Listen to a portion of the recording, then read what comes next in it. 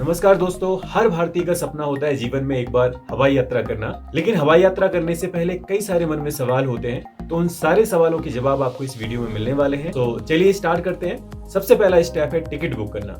आजकल बहुत सारे मोबाइल ऐप्स हैं जिनके थ्रू आप ऑनलाइन टिकट बुक कर सकते हैं। टिकट कंफर्म होने के बाद आपको एक मैसेज मिलेगा जिसमें फ्लाइट नंबर होगा, आपका PNR नंबर होगा, जिसके थ्रू आप अपनी फ्लाइट को ट्रैक कर सकते हैं। आज की मेरी जर्नी दिल्ली से लेह के लिए है और आपको खास ध्यान रखना है फ्लाइट टाइमिंग से 2 घंटे पहले एयरपोर्ट पे जरूर पहुंच जाएं, क्योंकि कई सारे प्रोसीजर्स होते हैं जिनको हमें फॉलो करना होता है। चलिए हम लोग आ गए हैं इंदिरा गांधी इंटरनेशनल एयरपोर्ट के टर्मिनल 3 पर। यहाँ से मेरी जर्नी स्टार्ट होती है।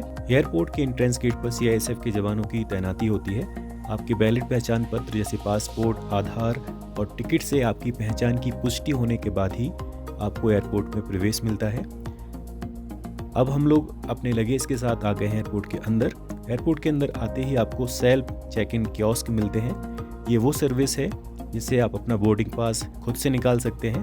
आप ऑनलाइन भी बोर्डिंग पास जनरेट कर सकते हैं या फिर जिस एयरलाइन से आप ट्रैवल करने वाले हैं उसके काउंटर पे जाके भी आपको बोर्डिंग पास मिल सकता है।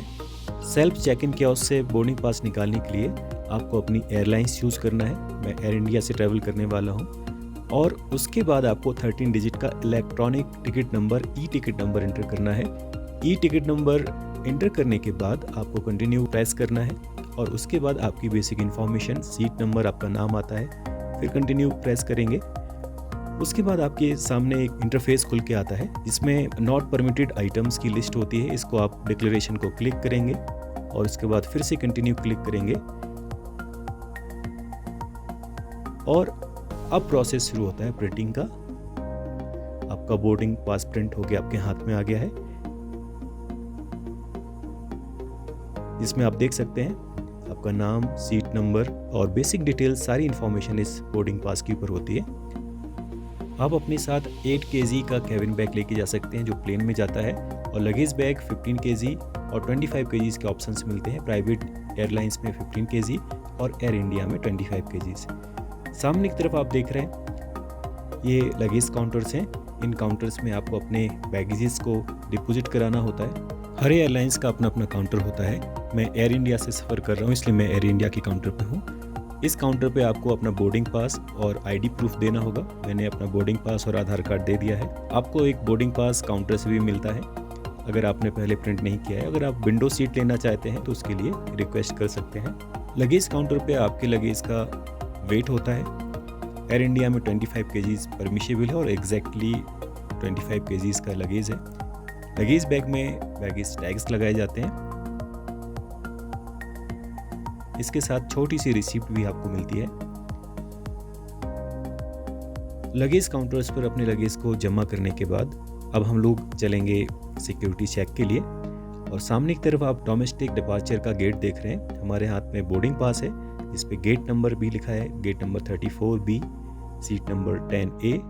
34B गेट पर हमारी फ्लाइट आएगी और सारे डायरेक्शन हमें आगे मिलेंगे। हमारे हाथ में एक कैबिन बैग है और हम लोग चलते हैं आगे सिक्योरिटी चेक के लिए, जो एक लंबा प्रोसेस है, टाइम टेकिंग प्रोसेस है और बहुत ही इंपॉर्टेंट प्रोसेस है। सिक्योरिटी चेक के लिए आप देख सकते हैं काफ़ी लोग कतार में हैं। सिक्योरिटी चेक एरिया में एंट्री के लिए आपको अपना बोर्डिंग पास स्कैन कराना होता है।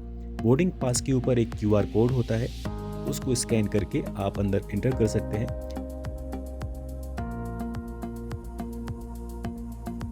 सिक्योरिटी एरिया में आपको अपने जैकेट्स, बैग्स और इलेक्ट्रॉनिक आइटम्स को इन प्लास्टिक के ट्रेज में रखना होता है और इन ट्रेज को स्कैन किया जाता है और बॉडी की अलग से स्कैनिंग होती है।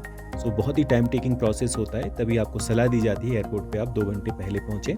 एयरपोर्ट पे आपको फ्लाइट इन्फॉर्मेशन बोर्ड्स मिलते हैं जहां पे आप अपनी फ़्लाइट की जानकारी ले सकते हैं। इसके साथ ही जब आपका सिक्योरिटी चेक हो जाता है, काफ़ी टाइम होता है फ्लाइट के लिए, आप वेट करते हैं।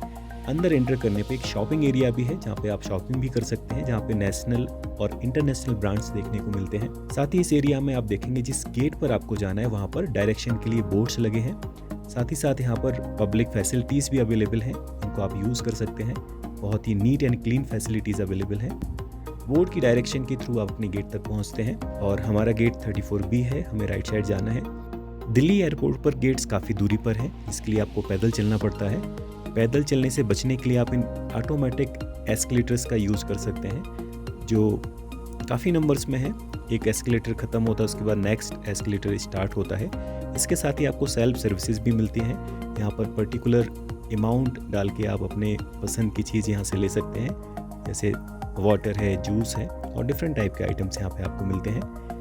यहाँ से हम एक जूस ले रहे हैं अभी, जिसकी कीमत 20 रुपीज़ है और 20 रुपीज़ डालने के बाद हमें ये जूस मिल गया। ट्रॉपिकाना गुआवा जूस है ये। फाइनली हम आ गए हैं अपने गेट पर, गेट नंबर 34B। जिस गेट से आपकी फ़्लाइट टेक ऑफ होती है वहाँ पर एक वेटिंग एरिया भी होता है, जहाँ पर बैठने के प्रॉपर अरेंजमेंट्स होते हैं। लेह में मौसम ख़राब होने की वजह से हमारी फ़्लाइट कुछ लेट हो गई है, लेकिन फाइनली अभी बोर्डिंग स्टार्ट हो गई है और हम लोग अब प्लेन में बैठने वाले हैं। बोर्डिंग के लिए भी आपको अपना बोर्डिंग पास यहाँ देना होता है, जो स्कैन किया जाता है। प्लेन में बैठने से पहले बोर्डिंग पास एक बार फिर से चेक होगा, इसलिए इसको सुरक्षित रखें। सामने हमारा प्लेन है एयर इंडिया, वहाँ तक हम लोग रैंप से पहुँचेंगे। कुछ गेट से बस द्वारा भी प्लेन तक पहुँचा जाता है और फाइनली हम प्लेन में बैठने वाले हैं और उसके पहले हमारा बोर्डिंग पास चेक होगा। एयरलाइन स्टाफ सीट नंबर को टिक करता जाता है और जो पैसेंजर्स रह जाते हैं उनके लिए अलग से अनाउंसमेंट होता है। बोर्डिंग पास चेक होने के बाद हम लोग चलेंगे प्लेन के अंदर। ये है प्लेन का मेन एंट्रेंस गेट और पैसेंजर्स इसी गेट से अंदर इंटर करते हैं। प्लेन में इंटर करने के बाद एयर होस्टेस आपको वेलकम करती हैं और आपको सबसे पहले अपना सीट नंबर देखना है और अपनी सीट पर बैठ जाना है।